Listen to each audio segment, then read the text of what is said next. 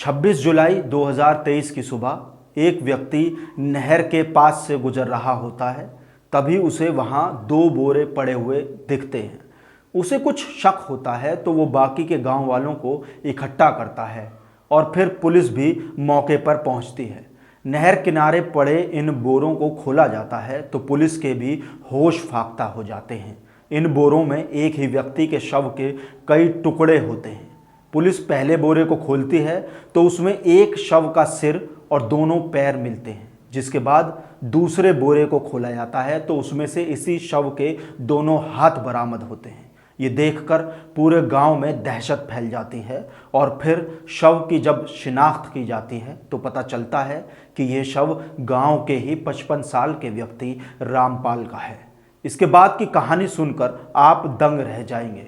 नमस्कार, खबर की कबर में बात एक ऐसी कलयुगी पत्नी की जिसने अपने प्रेमी की खातिर पति को चारपाई से बांधकर ऐसी खौफनाक मौत दी जिसे सुनकर आपके रोंगटे खड़े हो जाएंगे।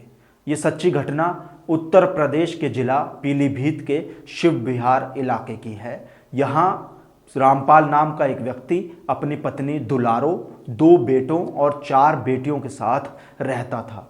रामपाल की पत्नी दुलारो गांव से दूर एक कंपनी में काम करती थी और अक्सर काम के लिए घर से दूर रहती थी। वो कभी कभार ही अपने घर वापस गांव आ पाती थी। दुलारो जब भी अपने घर आती तो अक्सर रामपाल और दुलारो का झगड़ा हो जाता। दुलारो देवी बरेली के नरियावल में जिस फैक्ट्री में काम करती थी, वहाँ एक 35 साल के युवक के साथ दुलारो के अवैध संबंध बन जाते हैं। 55 साल की दुलारो 35 साल के युवक के लिए अपने पति और बच्चों को भी छोड़ देती है। वो रिठौरा के एक मकान में कमरा लेकर प्रेमी के साथ रहने लगती है। रामपाल को पत्नी के अवैध संबंध के बारे में पता चलता है तो वो परेशान हो जाता है और जब भी दुलारो घर आती तो रामपाल उससे झगड़ता था, जिससे दुलारो अपने प्रेमी के पास जाकर रहने लगती है और गांव नहीं आती थी। दुलारो के पति के साथ साथ उसके बच्चे भी मां की इस हरकत से उससे नफरत करने लगते हैं। वहीं दुलारो रिठौरा में ही रहती, मगर कुछ दिन पहले वो रिठौरा से अपने घर आई थी, गांव आई थी। तभी 24 जुलाई 2023 को पत्नी के अवैध संबंध की वजह से पति से झगड़ा हो जाता है।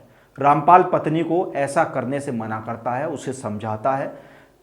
घर में रामपाल और दुलारो ही उस समय होते हैं। दुलारो का बेटा गांव में ही दूसरे घर में सोया हुआ था। पति पत्नी के झगड़े के बाद रामपाल चारपाई पर आंगन में सो जाता है। रामपाल जब गहरी नींद में होता है तो दुलारो देवी चारपाई पर सोते हुए पति पर कुल्हाड़ी से वार कर उसकी हत्या कर देती है।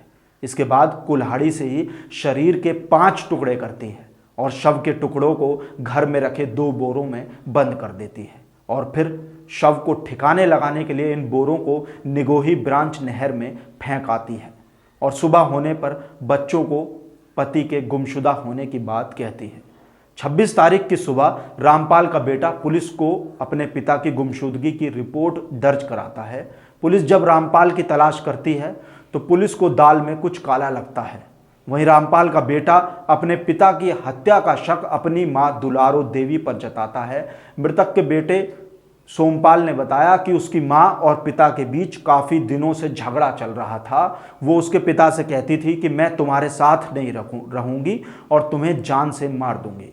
जिसके बाद दुलारो देवी से सख्ती से पूछताछ की गई तो वो अपना गुनाह कबूल कर लेती है और पुलिस को बताती है कि पति को इसके अवैध संबंध के बारे में पता था, इसलिए रामपाल आए दिन झगड़ा करता था, इसलिए उसने अपने पति की हत्या कर दी और हत्या करने के बाद शव को टुकड़ों में काटकर 2 बोरों में भर दिया और नहर किनारे फेंक आई थी।